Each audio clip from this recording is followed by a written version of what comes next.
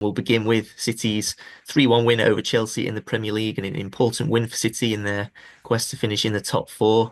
Now, one of the main talking points from that match was the introduction of two new signings to Pep Guardiola's starting lineup. I think many of us were surprised to see not just one, but two of those named Hmm. in the starting lineup. And one of those was defender Abdukodir Khusanov, who it's fair to say endured a nightmare start to his debut, but he gradually grew into the game before being taken off shortly before half time.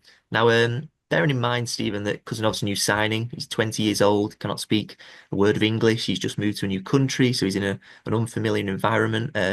He's only officially unveiled just 6 days before that Chelsea game, and he only had a few training sessions. So, with all that in mind, do you think Guardiola was right to start Cousinov against Chelsea?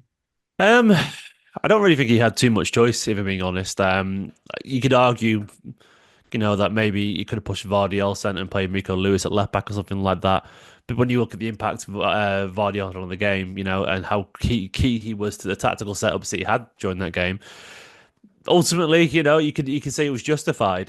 Yeah, look, in an ideal world, he would never be playing that, and I'm probably slightly surprised. You could argue that maybe even like Simpson Pusey, who's played for the first team before, understands it would make sense. But Guardiola, he said prior to the game, this guy was fit.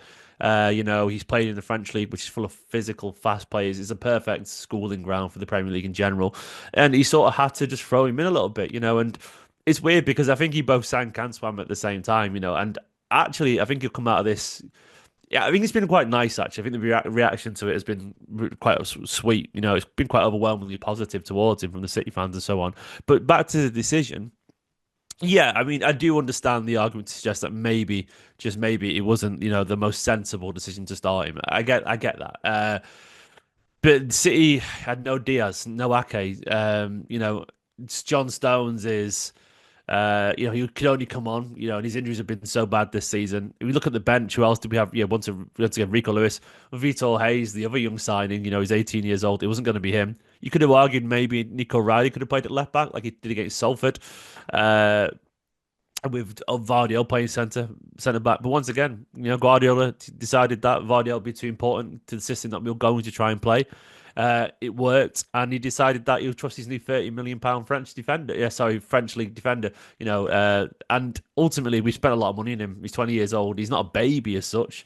He's young, very young. Don't get me wrong, but he's got senior experience, and he's played in the Champions League. And Guardiola took a bit of a gamble. It didn't fully pay off, but I would argue that it's done no real harm, and it was okay in the end.